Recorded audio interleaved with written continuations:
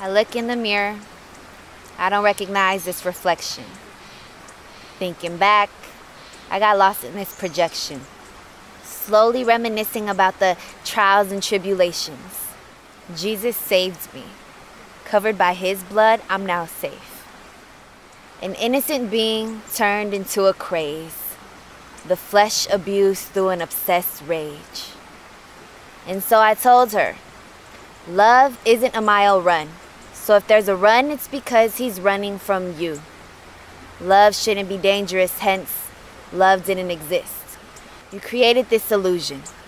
Regardless if the abusing was intense, you gave him the love that made sense to you. Drawn with the ink of eyeliner, cover-ups, illuminating lips. The sway of the hips is what kept him on focus. Nobody noticed the smile made up, the hesitation to wake up. Those nights where the bottle wouldn't leave your hand, he did nothing but hold it higher, for you to drown in the sense of something so disgusting.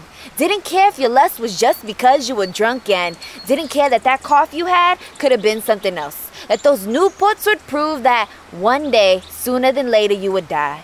Didn't care when those shadows laid hands and penetrated you while half past dead. Didn't move a muscle when you cried and wished to die. Yeah, with the knife in your hand so high, I don't want to be here anymore. For 4 years, like a ball and chain tied to a beast, I watched you every single day wake up and want to sleep again.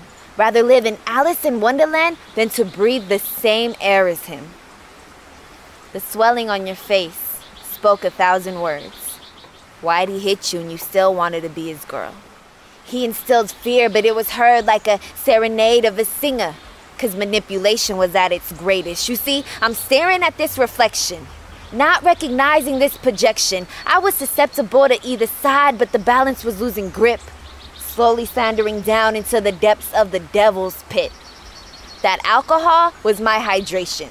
That reefer was my motivation. See, when I was in control, I seemed to always stumble. So I gave myself a reason.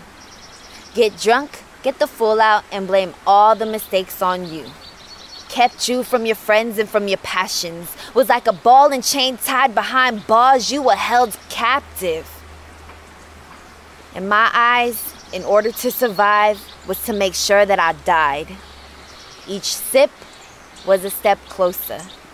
Each sip made me feel nothing. Numb to the hits that were placed on my face.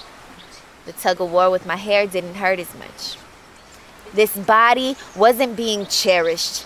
It was getting prepared to be buried, because then I felt it was worth none.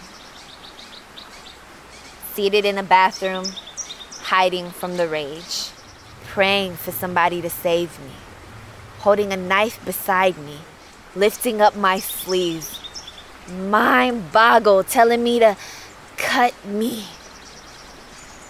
Carved, not deep enough, was the word love.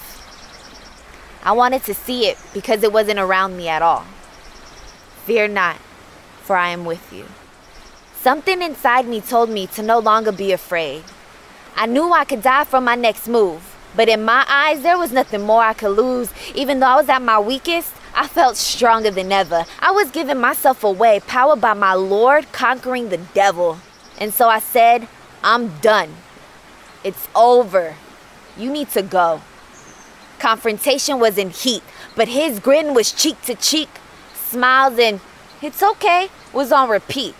It took a split second for blood to drip, landing in the arms of a woman whose strength took control. See, in that moment, my mother was empowered by God's strength. This little lady wasn't afraid of this beast who made her daughter bleed. She looked dead in his eyes, and now it felt defeat. So as I'm staring at this reflection, I thank God for this blessing, because even though my teeth need to work and my nose and jaw will never feel the same, I'm thankful for that day. The ball and chain was broken.